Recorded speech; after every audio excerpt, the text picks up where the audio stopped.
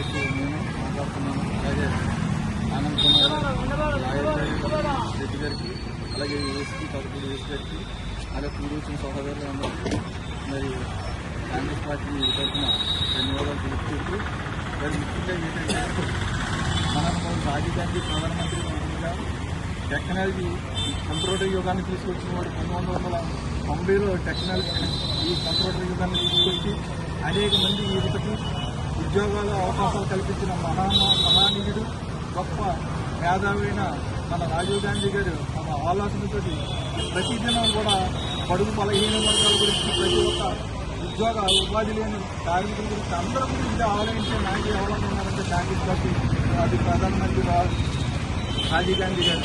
అలాంటి ఆలోచన కలిగి గొప్ప టెక్నాలజీని తీసుకొచ్చాడు కంప్యూటర్ యుగాన్ని.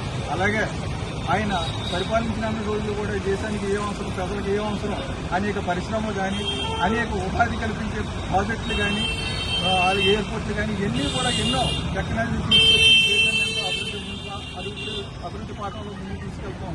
ఎంతో ఘనత ఎవరిదైతే కాంగ్రెస్ పార్టీదే. ఇప్పుడు రాబోయే కాలంలో కూడా రేపు 29 జరగబోయే ఎన్నికల్లో కాంగ్రెస్ పార్టీ ఈ ఆంధ్రప్రదేశ్లో దిగ్విజయంగా వస్తుందని, అలాగే మా రాహుల్ గాంధీ గారు ప్రధానమంత్రి అవుతాడని మేము ఉత్సాహంగా చెప్తున్నాం. అంటే ఇటు కూటమి ప్రభుత్వం కానీ, అది బీజేపీ గవర్నమెంట్ కానీ ఈ దేశానికి చేసింది ఏమున్నదంటే ఏమీ లేదు.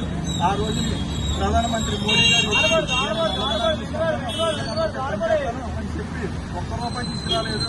అనేక కోట్ల రూపాయలు కోఆపరేటివ్ సంస్థల కోసం అందించడం జరిగింది. అంటే కోఆపరేటివ్ సంస్థలు బాగు చేస్తున్నారు తప్ప బడుగు బలహీనం ఏ ఒక్క సొత్తు కూడా పట్టించుకున్న ఆలోచన అంటే లేదు ఈ గవర్నమెంట్, ఈ బీజేపీ గవర్నమెంట్. అందుకని రాబోయే కాలంలో ఆలోచించి కాంగ్రెస్ పార్టీని మళ్ళీ తీసుకొచ్చి అనేక మన దేశానికి, మన రాష్ట్రానికి ప్రత్యేక హోదా కానీ, పరిశ్రమలు కానీ, ఉద్యోగాలు కానీ, ఉపాధి కానీ అన్నీ కూడా చక్కని ప్రాజెక్టులు కానీ ప్రతి ఒక్కరికి కూడా చక్కన ఉపాధి కలగాలంటే కాంగ్రెస్ పార్టీ వాళ్ళకి సాధ్యం. వేరే ఒకరి వల్ల కాదు. ఇవాళ మోడీ గారు అంటున్నాడు బంగారం మనకంటే అన్ని కూడా జాగ్రత్తగా వాడుకుంటున్నాడు. ఆయన మాత్రం ప్రతిదీ కూడా కాస్ట్లీ ఆడతాడు. ఒక కలగట్టుకుంటే కాస్ట్లీ విదేశాలు, ఒక పెన్న కొనుక్కుంటే విదేశాలు, ఒక సూట్ వేసుకుంటే విదేశాలు. ఆయన విదేశీది ప్రతిదీ కూడా ఆడుతూ మనం మాత్రం మనం కొనుక్కుంటే ఏమనుకుంటాం, సబ్బు కొనుక్కుంటాం, లేకపోతే జ్ఞానం కొనుక్కుంటాం. అంతేగాని మన కాస్ట్లీ వస్తువులు ఏం ఆడాలి కదా. ఆయన వేసుకుని ఒక డ్రస్సు 15 లక్షల నుంచి 20 లక్షల దాకా ఉంటాం.